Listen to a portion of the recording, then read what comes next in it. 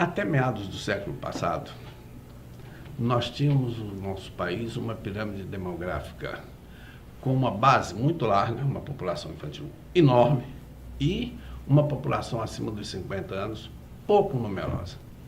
Os avanços da medicina, a melhoria no padrão socioeconômico da população, a inclusão social que trouxe para o consumo de alimentos milhões de brasileiros que estavam praticamente excluídos, fez com que a pirâmide demográfica do nosso país hoje fosse diferente de 20, 30, 40 anos atrás. Hoje nós temos uma população de idosos, pessoas acima dos 50, 60 anos, muito numerosa. Com isso, torna-se frequente o mal súbito nessas pessoas pela própria idade, pelas condições circulatórias, pelas condições cardíacas, pelas doenças próprias da velhice e o evento chamado parada cardiorrespiratória.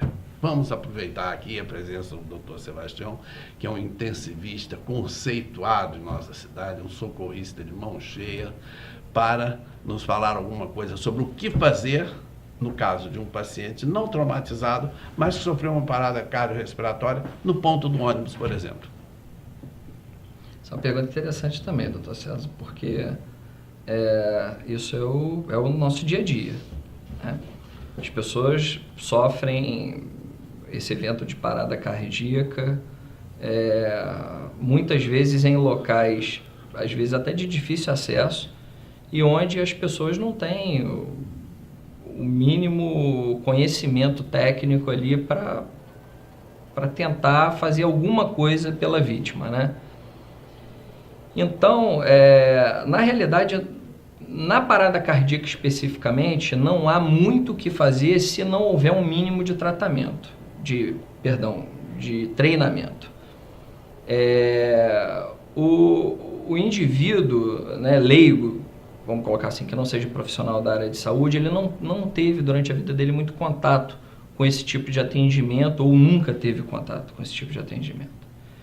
Então eu acho que na realidade seria muito importante uma conscientização, sobretudo das instituições de ensino e de organizações sociais, no sentido de fazer um treinamento com a população geral,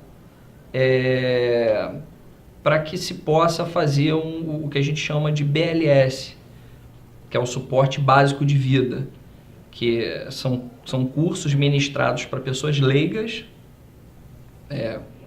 plataformas petrolíferas, shoppings, ou seja, em vários locais hoje no Brasil, os funcionários já têm esse tipo de treinamento. E é um treinamento... Como é feito nos Estados Unidos, por exemplo? Sem dúvida. Na Europa. E esse treinamento é um treinamento fácil de ser feito, é um treinamento que o conhecimento técnico para ser realizado é baixo, não precisa ninguém ter nenhuma formação na área de saúde especificamente, e isso de fato faz uma grande diferença no socorro desse paciente que porventura fizer uma parada cardíaca na rua. Uma outra coisa que nos Estados Unidos também, na Europa, é lei, e que aqui a gente ainda está engatinhando nesse sentido, é a disponibilização dos desfibriladores externos automáticos, que são os DEAs, em locais públicos ou de efetivo trânsito público. Então, nesses países, você tem acesso ao DEA dentro de shoppings, de galerias, de repartições públicas e, como o senhor sabe, uma parada cardíaca por fibrilação ventricular, por exemplo, que é de longe aí a etiologia mais comum da parada cardíaca, o desfibrilador faz toda a diferença no primeiro atendimento dessa vítima. E o interessante é que ele é um aparelho automático, ele não precisa de nenhum operador, basta ser acoplado à vítima de forma adequada, né? Isso, o treinamento prevê isso, e o aparelho ele faz a leitura do traçado eletrocardiográfico e orienta o socorrista ao que fazer. Então, nesse ponto é bem interessante.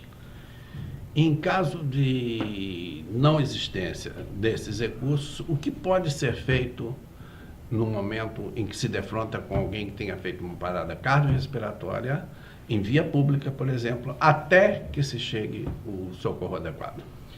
O que seria feito de imediato seria iniciar as manobras de reanimação cardiopulmonar, né? Que é a massagem cardíaca e a ventilação.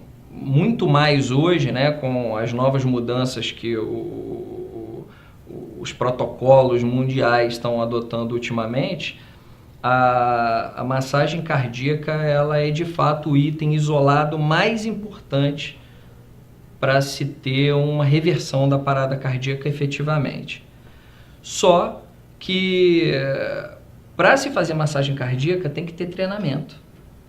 Então é meio incoerente, talvez o indivíduo leigo, sem nenhuma preparação técnica para efetuar uma massagem cardíaca, iniciar isso em via pública.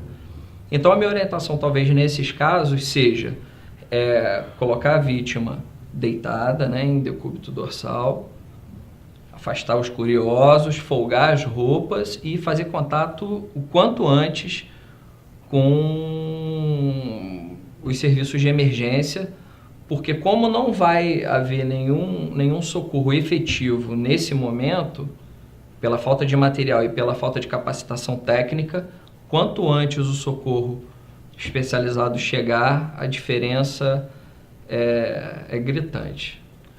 Poderia repetir os telefones para que os nossos telespectadores possam anotar? O Corpo de Bombeiros, 193, e o SAMU em algumas cidades, aqui em Campos ou Emergência em Casa, 192.